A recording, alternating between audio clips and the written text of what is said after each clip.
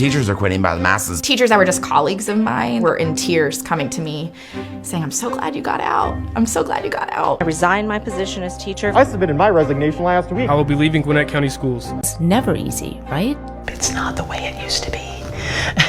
Was it COVID? The education crisis was very much here way before COVID. So this is a box full of stuff that like my kids made me. It's a girl that's like in darkness and trapped in chains, which is sad because that's how I felt. I was the director of school counseling. It was the largest junior high in Indiana. This is a card of somebody drowning. Like, that's full circle. Anna Sutter counseled over 600 kids.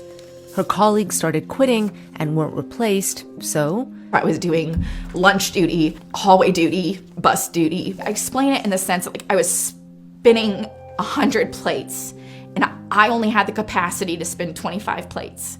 I was working 13-hour days and not sleeping, not eating. But then as soon as one plate fell, just the feeling of failure. Anna quit in March with no job lined up. Walking to class, just walking to class, don't mind the shoes, man. Just to go into an empty class with no teacher, like this gotta stop, bro. It is so bad, I want to give you a 0, but that's not possible. So I give you a 1. There was no sub nor teacher in our class for the whole period. Millions of kids are showing up to classrooms with no permanent teacher. We don't have subs, and we're just getting, whoever we can get that will come in and basically babysit. So we had kids like academically not doing well. We might have a technology person covering a PE class or social studies covering a math class. They're calling our bullshit. They know that we're just cycling people through. We wanted our students to see. Fully fund public education. Shut it down! Shut it down! Teachers called out the deepening crisis for years. Well, I cry bullshit. You don't respect us. If you respected us, you'd listen to us. You don't appreciate us. If you did, you wouldn't make our jobs literally impossible to do. They pleaded with legislators for decent wages, but nationally, salaries went down. We are making 10% less money than we were a decade ago. That's in Indiana. In Missouri, officials just raised the minimum starting salary to $38,000.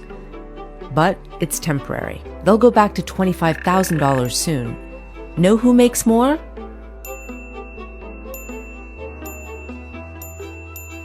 Those aren't even living wages. Those are more starvation wages. And that's why people have to keep 2 and 3 jobs just to survive.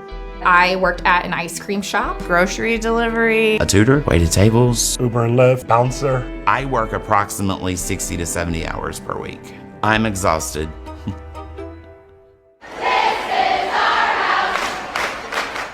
And then came COVID. They want their kids back in the classroom. The heated debate over masks is escalating into physical altercations. Masks weren't the problem. When schools reopened, many kids returned traumatized. It went from prioritizing student needs to prioritizing crises. I am expected to be a teacher, to be a counselor, to be a social worker, to be a nurse, to feed, clothe, shelter. There were times where I had to do 5 suicide assessments in one day. They missed almost 2 years of being socialized. Kids were missing basic skills. They couldn't handwrite because they had done everything virtually.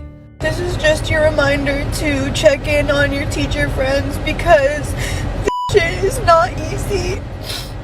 I'm joining the crying in your car teacher trend because you just feel like everything you do is shit. And educators who actually made it through the last 2 years are facing this. Please stop the sexual grooming of our children. You're not gonna let them put the books on the shelf. Public schools have vivid pornography in it. It's really frustrating to hear about whether it be how we're indoctrinating or how we're teaching the wrong things, or how we need cameras to watch us because we're not doing the right stuff. Our school system is for educating kids, not indoctrinating kids. Yeah, Florida had thousands of teacher vacancies this year. Stop indoctrinating our children. Stop indoctrinating their kids with crazy messages. In the last 2 years, over a dozen states have prioritized passing laws to restrict what teachers can teach or even say. Those same states have some of the worst teacher vacancy rates in the nation. I think that that's absolutely driving a ton of people out of the profession.